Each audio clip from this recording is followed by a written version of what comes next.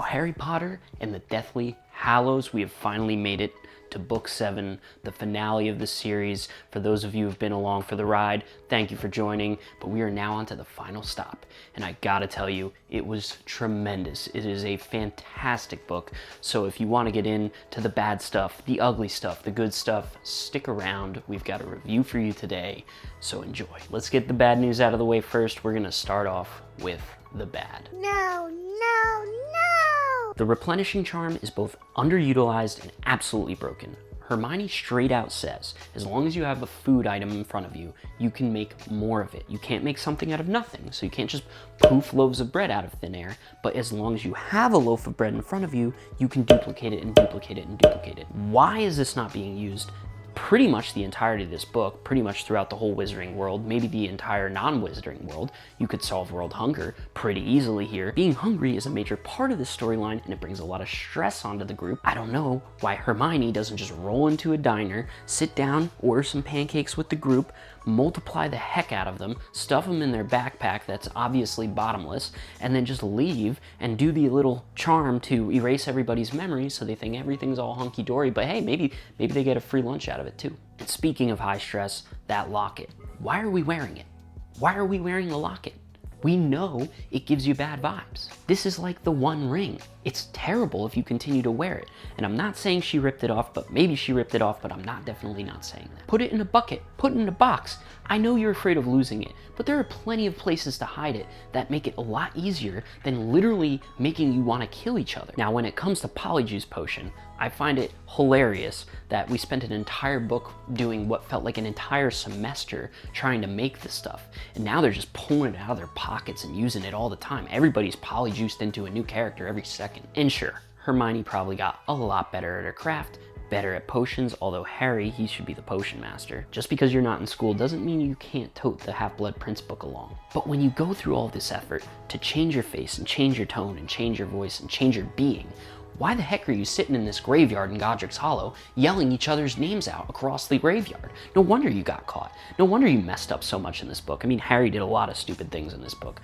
I'm gonna skip over most of them because it's really, really nitpicky, but this is one of them. I mean, guys, use fake names. You want another bad piece of writing? Voldemort as a whole. He is so predictable, it is not even funny. Think about what he uses as Horcruxes. It's these very legendary objects. They're so obvious. I mean, it's like, why wouldn't you pick a grain of sand? I know that's lame and it's not fun storytelling, but make it a little harder. Not think like, oh, what's Ravenclaw like? What's Slytherin like? What's Gryffindor like? Oh, well, he couldn't get his hands on the sword, so maybe it's a little different than that. But you understand what I'm saying? It doesn't matter if you're the most powerful in the world. You know, I've seen powerful villains written before, but at least they have a little bit of brains. This guy's no brains, all muscle. Well, not really muscle, kind of like snake muscle. You've been plotting all these years. You never think before you act. You're entirely emotionally driven.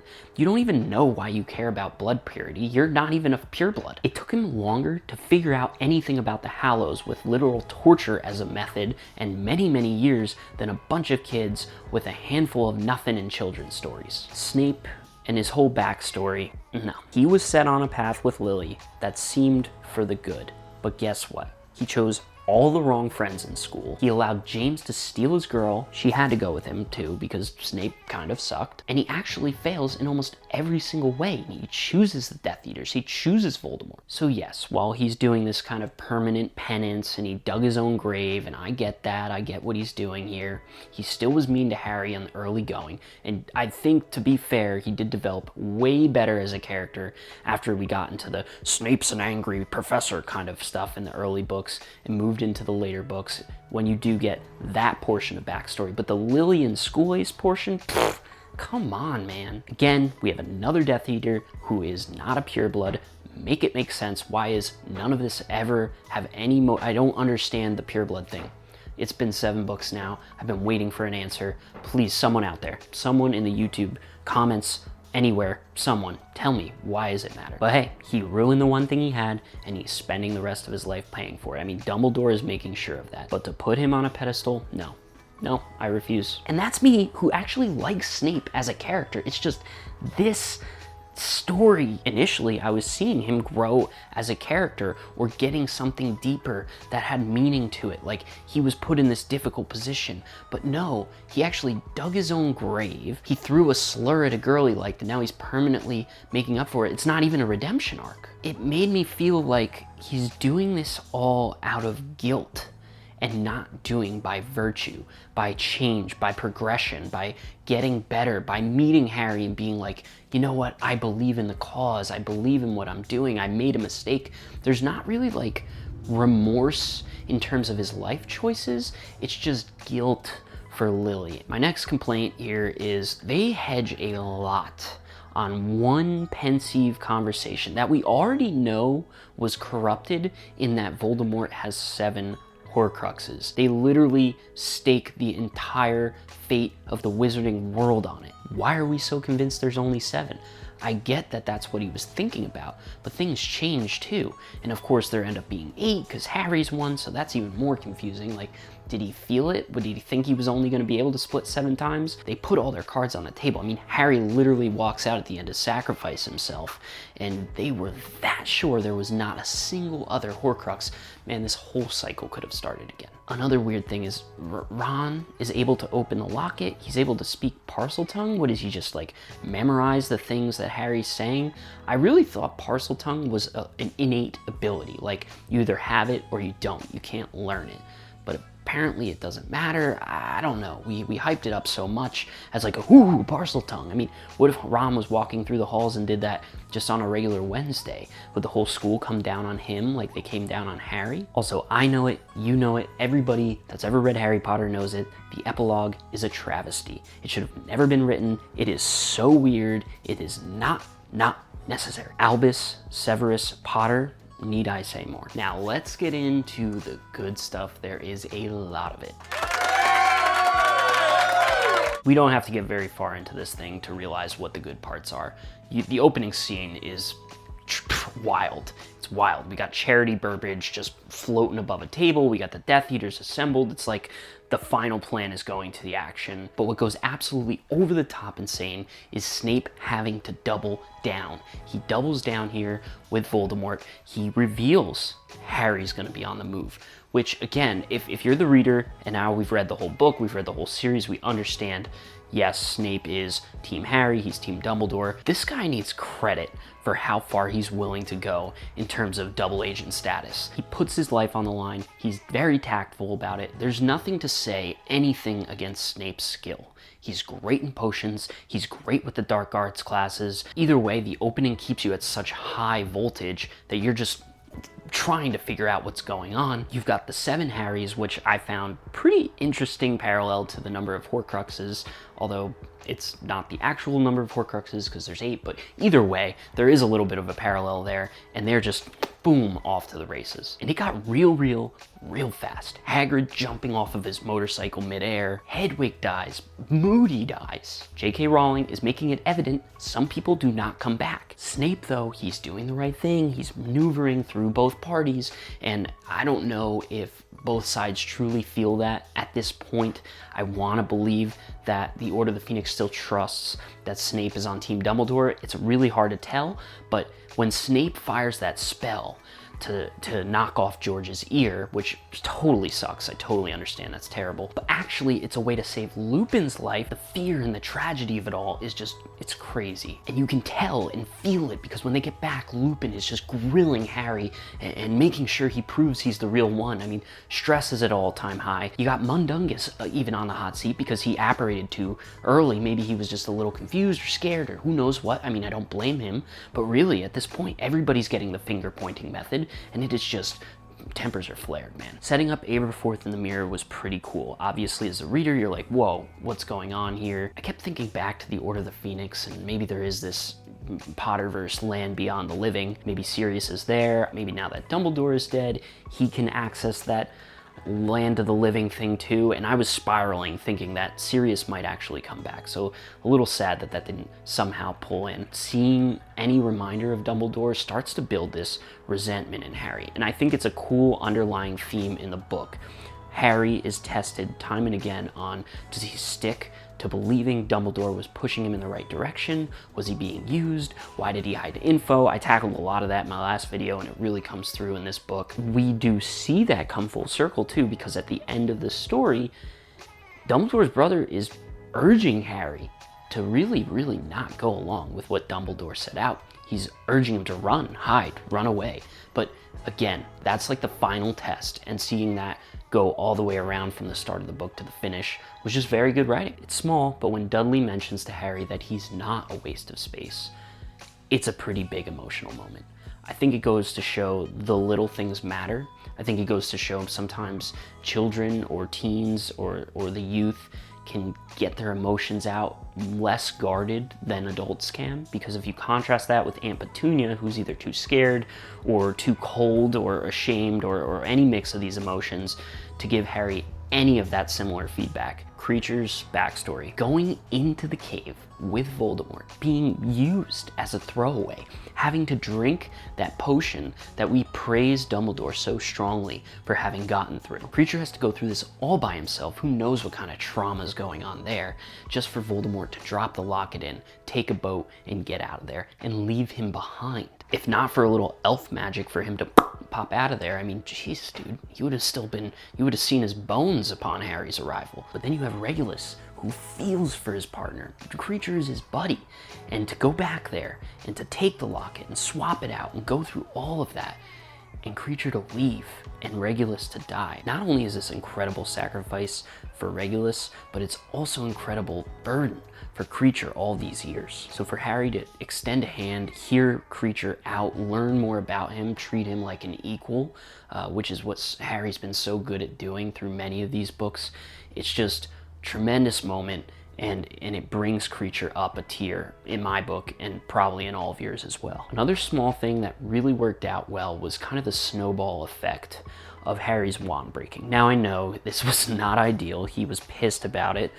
Who wouldn't be? That's kind of your biggest defense mechanism and your biggest attack mechanism. Even with that said, it's a good thing that happened, because his wand inevitably would have always just canceled out with Voldemort's. For all of the places where we can nitpick Rowling, and I do myself, I mean, I already started doing it in this book review, and I'm not done yet. She covered her tracks well here, because you just remove that element from it. It's interesting, in the book after Dumbledore's already died, where he's not present at all, we see even more, and arguably the most character building for him in the series. His youth shaped him entirely. There's no doubt that he is extremely powerful. He knows this, and yet he has so much humility. Losing his sister has absolutely scarred him. It's changed him as a person. He had these major, grand aspirations that he casts aside for the most part. In fact, he's so torn up that he lets Grindelwald go wild, essentially, for like 5 years. He clearly does not trust putting his faith in others from this point forward. Obviously, it's good to have allies like the Order, like his professors, but there are so many secrets. There's like an arm's length between everything. I think Harry learns from this. He needs to trust his friends. It just goes to show that you have to have faith, and not everybody is perfect. And I'm sure that if we look back, maybe he would do it all differently. But trusting in Snape, I don't think is something that he would have done differently. Another awesome part of this book is the payoff where Snape sends the doe to help Harry find the Sword of Gryffindor. You get the confirmation that he's still an ally, but needs to play the game. He can't just jump in and be full help. It's cool how he was using the Phineas Nigel's portrait to kind of listen in and figure out their location. I'm really curious if he could have maybe broken through the charms that was protecting them. He does get Harry the sword he's been needing, and then of course this is the big reuniting scene with Ron, who probably really didn't need to leave in the first place, but it does help some of the storytelling, give it a little bit of more emotional context. Either way, that's an incredible arc. Neville is a total boss in this book. He has been kind of coming up for the last few. He is wild in this one. He takes on Nagini, he's throwing grenades out of mandrakes. He's literally doing it all. He's really holding down the fort as far as the student army goes. Moving forward to the scene with Xenophilius when they arrive at his home and he's a wreck. I felt like this was a very real moment, and it's kind of this two-way street. You can see he's so nerdy that he's probably chomping at the bit to tell them everything he knows about the Deathly Hallows. And at the same time, he's probably dying inside doing it because he's stalling them so that he can save his daughter. I mean, this is tragic. It is heartbreaking. She's crushing it at these emotional payoffs, whether it's little ones like Neville's come up or larger ones like Ron destroying a Horcrux and saving Harry and returning to the group and clearly expressing his emotion with Hermione. I mean, there's all these victories. And of course, this now with Xenophilius, I mean, these emotional tolls are hitting the reader every time. And it obviously doesn't stop there, because then we have Dobby's death. Dobby has no master. Dobby is a free elf, and he has come to save Harry Potter and his friends. I mean, if that line doesn't do it for you, then certainly him taking his last breaths does. These house elves are just so underappreciated. I mean, back when Hermione was advocating for them, that was one thing, but they are coming in clutch. I mean, this literally couldn't have happened without any of them. I also enjoyed the adult level haggling between Griphook and Harry when it comes to the Sword of Gryffindor. It's very interesting to me because you kind of have this attempted break-in book 1 in Sorcerer's Stone, trying to get the stone out of the vault, and then you have this break out in book 7, kind of bringing it again full circle. There were just so many awesome parts about this scene, whether it's the deceit, the lying, both playing their hand, the multiplying objects in the room, the flying escape with the dragon. It's just, she's really doing a good job at balancing the drama and the action with the intrigue and the dialogue. I mean, she's such a balanced book. She hasn't even come close to this in the past. Let's get into the ugly. I've complained in the past about Dumbledore not being more upfront with Harry about what the plan is and how to execute it. But in this case, I'll focus on just Dumbledore's will, which is kind of a subset of that complaint. He gives the trio the things they need, the Deluminator, the Beetle the Bard book, and of course the Snitch, but he doesn't explain it. And I know that's boring, like if he just info dumped that, but it would have been cool if maybe he had little side quests where each character had experienced, hey, if I'm gone, if I don't make it, one day I want you to have this, and this is what it does. And maybe in this moment when Dumbledore is now dead and the will's executor comes up, they kind of huddle up after and go, hey, this is it. They lay their cards on the table between them and maybe recall some cool, fun little story. Again, I'm just like whale-wishing these things that maybe I would have done if I wrote the book. I wouldn't have even been smart enough or clever enough to come up with this book or any fantasy book, but I'm just telling you right now, like, I just kind of wish this was done in a different way so that it doesn't make Dumbledore feel like he's just leaving them out on a ledge with no ropes. Also, why is Harry so dumb? I feel like he got dumber in this book. He's just not thinking that clearly for so much of this story that it's like, is it to help show that like he needs his friends to get him through? That's the way I kind of choose to see it, so that I enjoy it. You know, he needs to lean on Hermione, he needs to lean on Ron in the end, he needs to lean on Neville most importantly. They make other characters shine. You have Luna getting diadem. I would have loved to see Harry get a little more intelligent along the way, a little more methodical. If he had been learning from Dumbledore, I feel like that's a trait he would have picked up. I get they're different people, it's just, to me, it's a little ugly. But it's not quite as ugly as how OP house elves are. It's something you have to be so careful with. When you can have an all-powerful magic breaking everything, doesn't abide by any rules, it starts to make the reader think, well, why didn't you just use this for X, Y, Z, A, B, C every single instance? Of course, we can use the same argument for all of this stuff. It would be bad writing, it would be boring writing, it would just be not a full story. I mean, would you not want the story? Of course I want the story. And I love Dobby, and I really came to enjoy Kreacher. But it doesn't mean that you can't find a way to put some limitations or explanations that makes their OP magic ability not so overpowered. And before I forget, because it kind of ties Harry being dumb with Dobby and a very tragic, sad moment, of course, when he dies, Ron is warning them not to say Voldemort. There is clear taboo on this name, it is going to get them in trouble, and it's literally what gets Dobby killed. Ron has repeatedly warned Harry, just put the name out of your mind. Another thing that doesn't quite make sense is why would Draco cover for Harry in the manor when he was captured, but then turn on him in the room of requirement and try to take him out? Draco's a really mixed up kid. He's got Voldemort hanging over his shoulder.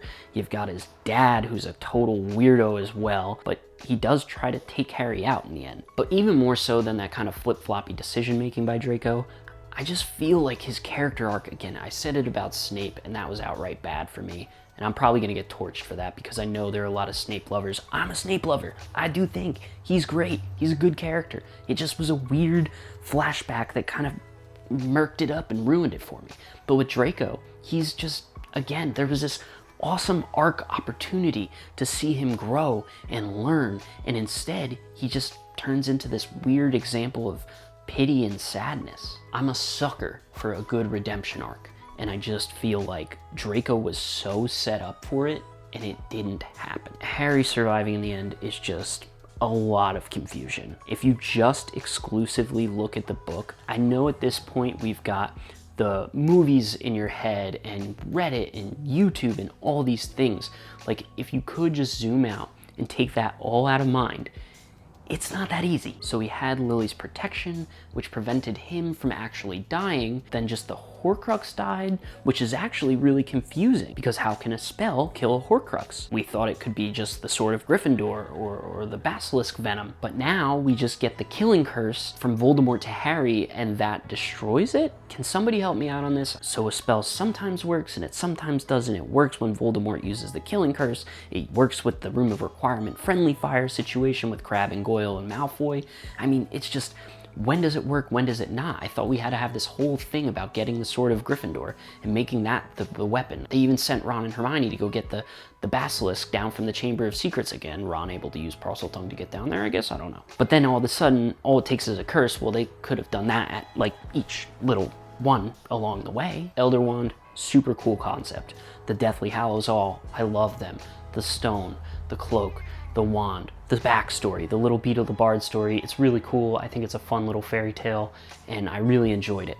But what I don't get is how the wand tracks from one to the other. It seems so important in the beginning for the wand to be a defeated in battle type deal, and then the power transfers to the new owner. When we get to Draco versus Dumbledore, it's not like really a defeat, it's more of a disarmament, which I guess I'll take that. So then the wand transfers to Draco. Harry physically takes the wand, so no magic involved.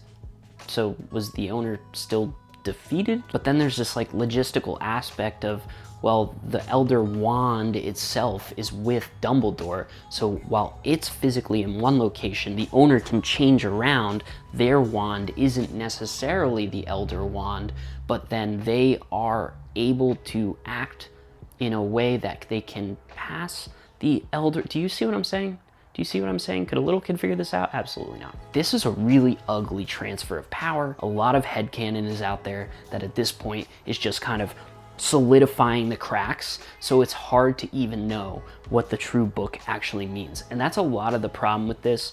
I think we all glorify these books. I really enjoy them. It's an incredible series. It really, really is. But a lot of the cracks that have been filled in time are actually not book canon. Not that this Elder Wand situation isn't, of course it is, but still, I mean, it's overwhelming. But hey, you don't have to agree with me. Let's see what the community thinks. Okay, Avesta, so true. There are a lot of sad, tragic deaths in this book, but Hedwig just catching strays. Like, totally catching strays. Why was that necessary? Also, Hedwig's an owl. Why did an owl need to join them on their 7 Potters journey? Easily, Hedwig could have just come at a later date when it was convenient and cooled down. Okay, Mark is coming down real hard with this one, real hard. But what I did want to point out and what I thought about is like, yeah, there probably was a lot of pressure in the end. I feel like as a reader, reading this as an adult, the pressure seemed to hit around Order of the Phoenix. That's when it felt to really ramble, and there's a lot of good stuff in Order of the Phoenix, but there is so much empty space and words and air that it's just like, okay, maybe she's trying to hit a deadline, maybe the movies are being, kind of crouching up on her, I don't know. But what I don't agree with, Mark, is that book 6 was sucky and book 7 was terrible. I actually thought book 6 was a step up from book 5, and then book 7 is the best in class, which wink wink we're gonna get into. But yeah, the commas. J.K. Rowling's sentence structure, so many commas. Yeah, Ciara, you're right. He conveniently has a lot of stuff happen through him. One of my biggest complaints about the series as a whole, and not actually so much in this book. Well, the dumb thing, that's right in this book. But the convenient thing, I mean, there's way less being in the right place at the right time, overhearing stuff in this book than in the past. So maybe you're being a little harsh, but I kind of agree with how dumb he can be. Anne-Marie, respectfully, not a perfect series. Very enjoyable, yes. Not a perfect, but I'll tell you what. I know this was probably written a long time ago, but I'll tell you what. There's better stuff out there. There's better stuff out there, I'm telling you right now. You are gonna enjoy this a lot more. It's very, very good. Harry Potter and the Deathly Hallows, the final book in the series. I'm gonna have to give you a 7.98. This is the best in class. It absolutely is. I think people are gonna pick Goblet. I think people are gonna pick Sorcerer's Stone, but I'm telling you, full composition, the whole 9 yards, this is the best book in the series. It really is. There's magical emotional payoffs. There are great little breadcrumbs that lead up to this finale. There's some cool concepts, and she really tried to make some complex tie-ins in the finish. And I think, you know, there were some failures in that too. There were some characters that I didn't feel like the best came out of them in the end, or what they could have been maybe fell a little short. And that's why I can't give this an 8 or a 9, or, well, nothing's been a 10 in my life so far, but I hope to see a book like that one day. But really, overall, incredible book, incredible series. It's highly recommended. You've all read it before, that's why you're here, but I'm telling you right now, this is truly the best in class, and I will always remember it. But what about you? Harry Potter and the Deathly Hallows. Did you love it? Did you hate it? Do you want to talk about maybe some of the things I misinterpreted? Some of the things I got wrong? Some opinions I might disagree with? If you do, meet me in the comments. This is a great place to discuss and bounce ideas off each other. I've had a blast doing it the past couple months. It's been a lot of fun. And I know this may cap the Harry Potter series, but I have a couple more Harry Potter ideas to throw your way, so stick around because there's more reviews coming, more content coming. I love the book community. I want to keep engaging with you readers. If you ever have book recs too, please leave them in the comments below. I love reading, and I know you all do. That's why you're here. So remember, folks, a chapter a day keeps the brain rot away. Drop a like, subscribe. See you soon.